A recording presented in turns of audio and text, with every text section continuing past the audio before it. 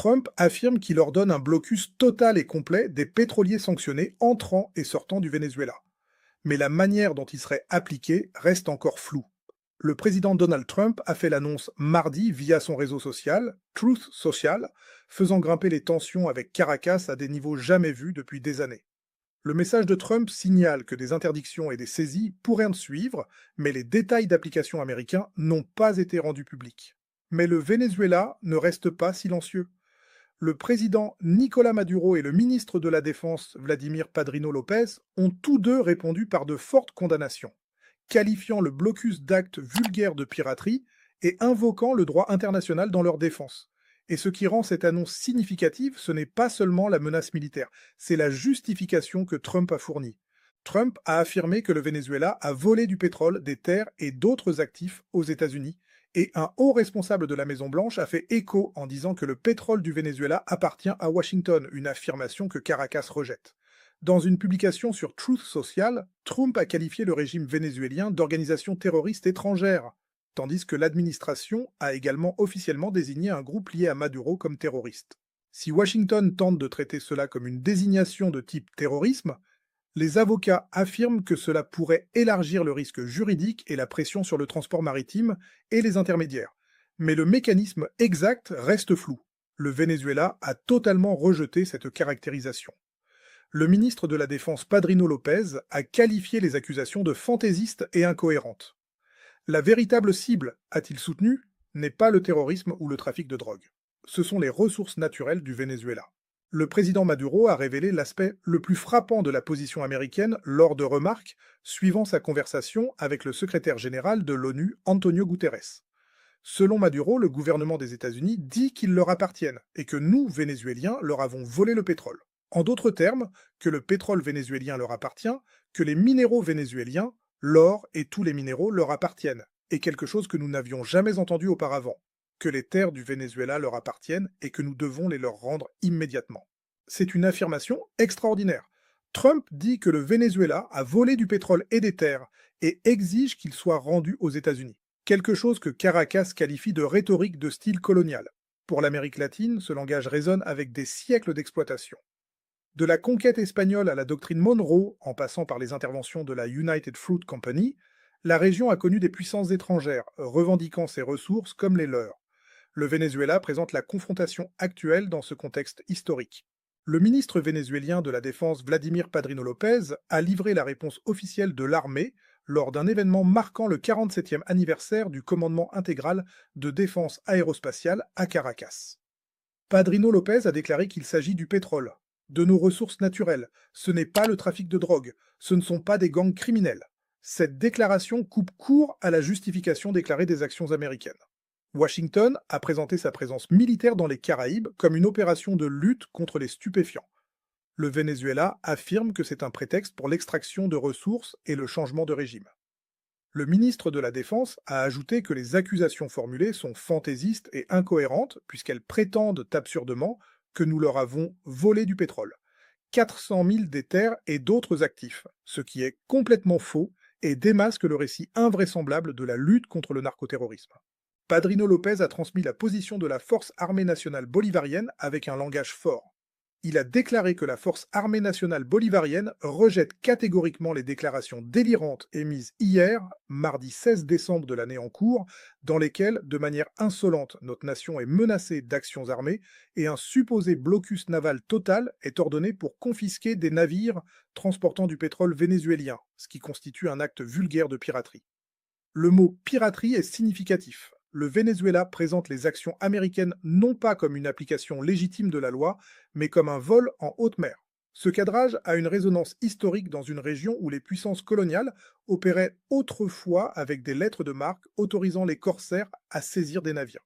La réponse du président Maduro a été défiante. Il a déclaré que la vérité a été dévoilée sur les intentions américaines envers le Venezuela. Selon Maduro, ce qui est prévu au Venezuela, c'est un changement de régime pour imposer un gouvernement fantoche qui ne durerait même pas 47 heures, un gouvernement qui viendrait pour livrer la constitution, la souveraineté et toute la richesse et transformer le Venezuela en colonie. Maduro a été catégorique dans son rejet. Tout simplement, cela ne se produira pas.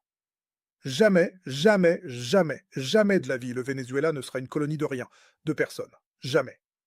Ce cadrage positionne la résistance du Venezuela comme une continuation des luttes d'indépendance du 19e siècle. Maduro a invoqué l'héritage de Bolivar et présenté la confrontation actuelle comme un autre chapitre de la lutte de l'Amérique latine contre la domination étrangère. L'ONU affirme que Guterres a parlé avec Maduro et a exhorté à la retenue et au respect de la Charte des Nations Unies, tandis que Maduro présente l'appel comme un soutien à l'argument juridique du Venezuela. Selon le président vénézuélien, c'était une longue conversation au cours de laquelle il a pleinement exposé l'escalade des agressions et des menaces. Maduro a déclaré que le droit international, comme l'a dit le secrétaire Antonio Guterres, nous soutient, nous protège parce qu'il est illégal en vertu de la Charte des Nations Unies et en vertu de tous les accords internationaux de tenter d'empêcher le libre commerce naval dans les mers et les océans du monde.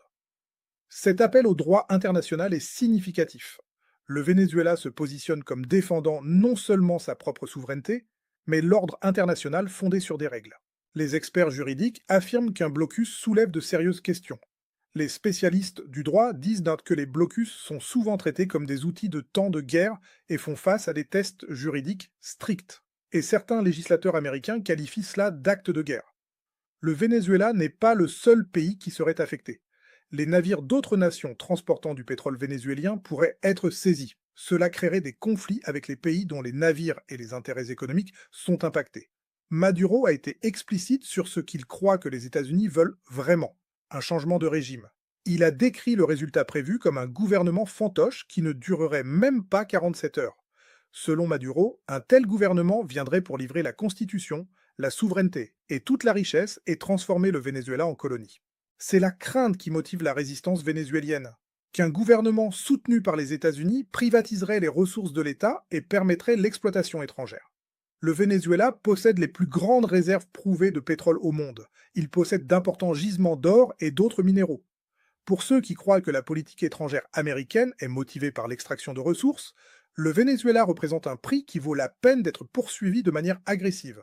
Le cadrage de Maduro positionne les événements actuels comme faisant partie d'un schéma plus long d'intervention américaine en Amérique latine. Du Guatemala en 1954, au Chili en 1973, en passant par les tentatives de coup d'État contre Chavez et Maduro lui-même, la région a connu des efforts américains pour installer des gouvernements amis. Le mot colonie porte un poids énorme en Amérique latine. La région a passé 3 siècles sous la domination coloniale espagnole et portugaise. L'indépendance a été gagnée par des guerres sanglantes de libération menées par des figures comme Simon Bolivar. Quand Maduro dit que le Venezuela ne sera jamais une colonie, il invoque cette histoire. Il positionne la résistance à la pression américaine comme une continuation de la lutte pour l'indépendance. Maduro a déclaré que par la Constitution, par décret de Bolivar, nos ressources, nos terres et notre pétrole appartiennent à leur seul propriétaire légitime pour toujours et à jamais, qui est le peuple souverain du Venezuela, qui est le propriétaire absolu des terres du sous-sol et de toutes leurs richesses. Le Venezuela soutient que la justification déclarée des actions américaines, la lutte contre le trafic de drogue, est un prétexte pour l'extraction de ressources et le changement de régime. Le ministre de la Défense Padrino Lopez a déclaré que l'annonce de Trump démasque le récit invraisemblable de la lutte contre le narcoterrorisme, révélant également les intentions perverses planifiées dès le début de l'escalade belliqueuse au milieu de l'année. Dans un geste diplomatique significatif, Maduro a appelé à l'unité entre le Venezuela et la Colombie. Il a invoqué le 200e anniversaire de la fondation de la Grande Colombie, la fédération qui a brièvement uni une grande partie du nord de l'Amérique du Sud sous la direction de Bolivar. Maduro a déclaré qu'il existe une maxime des empires depuis des siècles, diviser pour régner, et combien ont-ils fait pour diviser la Colombie et le Venezuela chaque jour. Et la plus grande garantie que nous avons de paix, de stabilité, de respect dans le monde, c'est l'union. L'appel était large, adressé aux gens ordinaires de Colombie, à ses mouvements sociaux, à ses forces politiques, aux militaires de Colombie.